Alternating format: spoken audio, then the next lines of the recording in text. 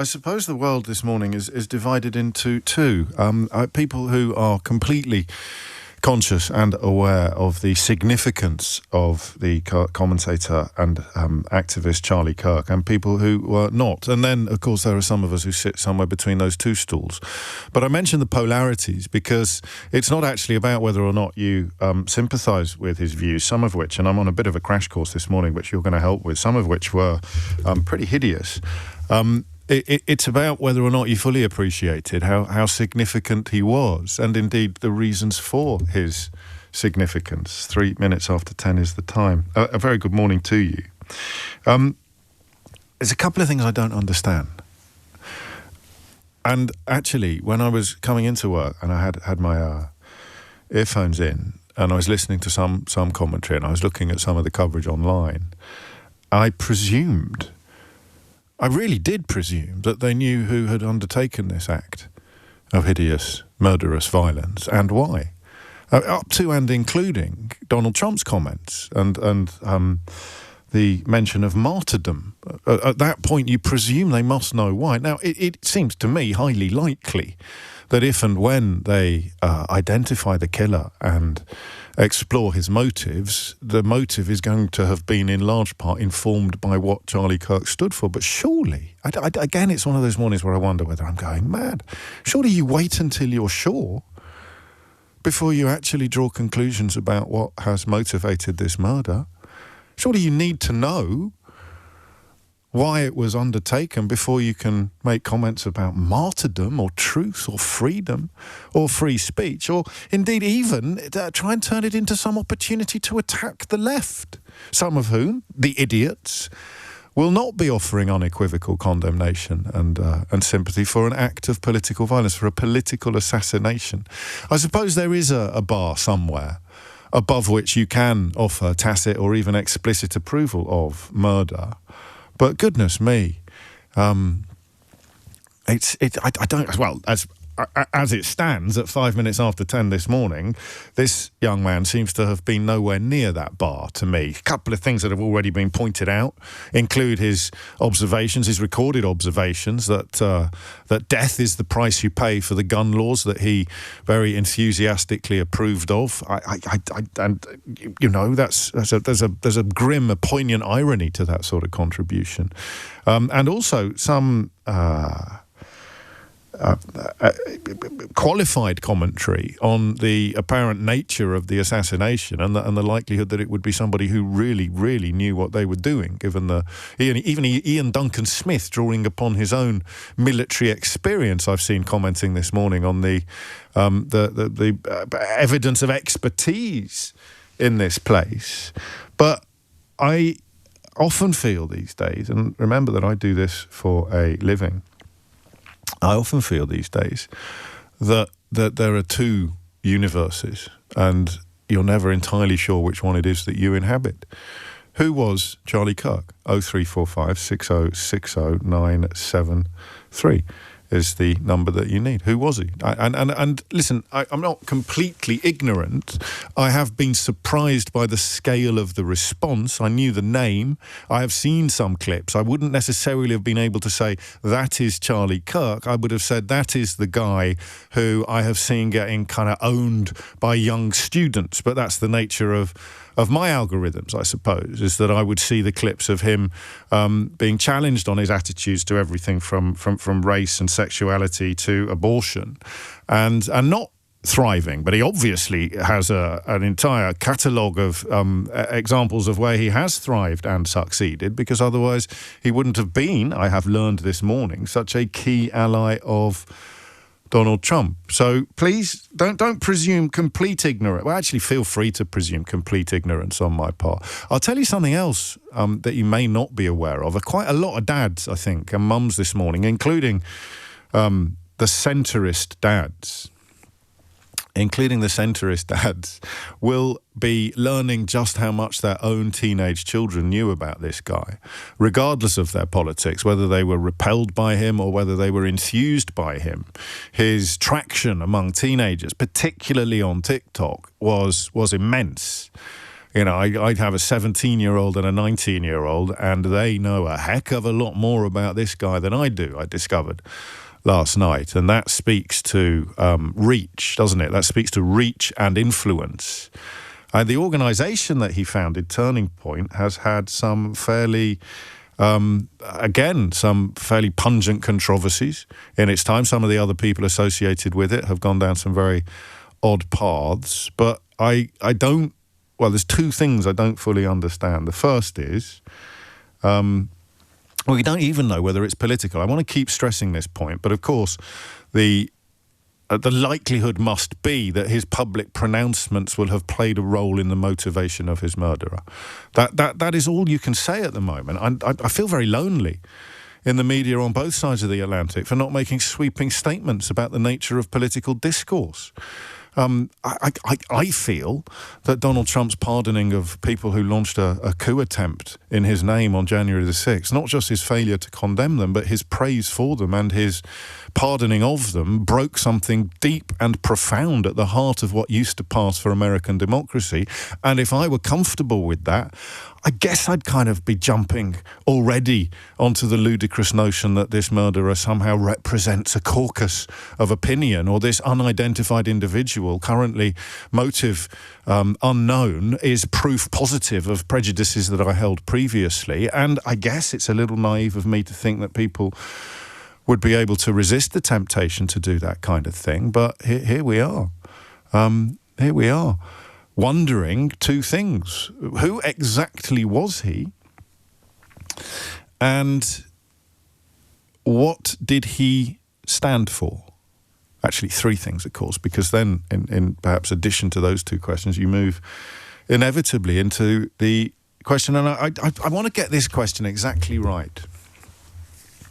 Because you can't say, I can't phrase this with anything other than confusion. And my confusion may make me stupid, and I can live with that, but I don't want it to make me crass or insensitive. Why has this... what's the word that I want? Why has this apparent assassination stopped the traffic on this side of the Atlantic and beyond? Keir Starmer, I suspect, ignorant of some of the pronouncements that this chap has made in the past, particularly with reference to, I would suggest off the top of my head, homosexuality and black women's intelligence, has offered a very lavish expression of grief for somebody who you tell me, do you think Keir Starmer could have given you a 10-minute talk yesterday on who Charlie Kirk is and who Charlie Kirk was and what he represented? I don't think he could have done. He has to keep Trump sweet. Trump's already gone all in on why this happened and the motivations and politics of the unidentified and unknown individual or individuals who did it. But Trump's always going to Trump, isn't he? Starmer has to keep him sweet. If he hadn't offered up this paean, perhaps it would have been embarrassing for him next week when Trump arrives. I don't even know. I can't even begin to speculate. Well, I am speculating on it. I can't even begin to reach conclusions on what has happened here. 11 minutes after 10 is the time, and even my presumption that it's a man, as a couple of you have just pointed out, I suspect with your tongue slightly in your cheek, is we don't even know it was a man that did this. I don't know that is the thing we should be focusing on, but it's the thing that has boiled my brain the most this morning.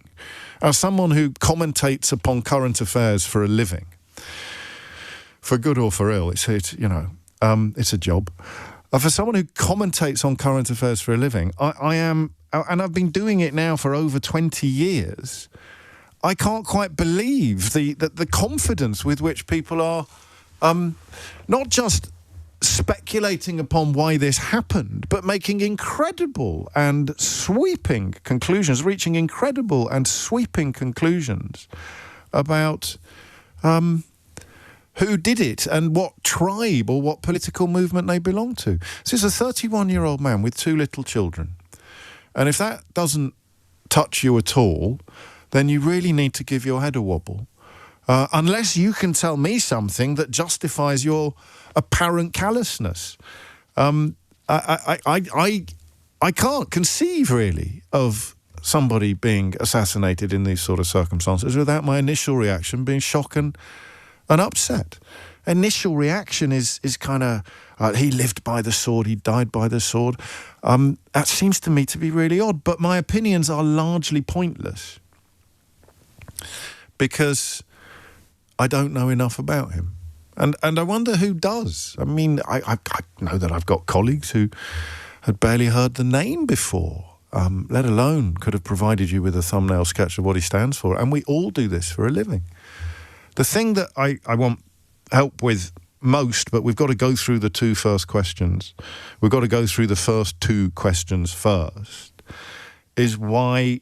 I think you can't separate the individual from the event. So there is something absolutely attention demanding about a public murder of a political figure in a public space. You know, whether you go back to JFK or Martin Luther King, about whom I think Charlie Kirk had things to say, which we shall probably get to a little later in the programme, that there is the event, the nature of the event, in a way, whoever it was. It's completely different, for example, from somebody being shot on their front doorstep, or somebody being attacked in their home, or somebody being run off the road. There is something about the event, the public nature of the event, that speaks to almost the sort of relationship between public emotion and journalism. So the story will be huge because of how this terrible event happened. But I sense, and I think you would agree with me here, the identity of the victim in this case has also made an enormous contribution to the scale of the coverage and the quality and quantity of the response. 0345 6060 973 is the number you need to tell me who he was, what he stood for, and why his apparent murder. I don't know if you need to say apparent. It couldn't have been an accident. Well, until we know for certain, I suppose you've got to couch your language in all sorts of caveats. But why has this apparent murder prompted such an extraordinary outpouring of what's the word I want? I mean, I don't think that will do. Why has it prompted such an extraordinary outpouring? 0345 6060 973 is the number you need. The bit I can't get past this. The bit I find weirdest is I almost came on air to have a conversation about something that is completely theoretical at the moment, about the idea that this is representative, or whoever undertook this hideous act is representative of anybody other than themselves. You know, you talk about the January the 6th rioters, you know that they enjoy the support of Donald Trump, so you're not just talking about the people who rioted. How can anybody reach conclusions about the motivation of this character until they know at least who it was?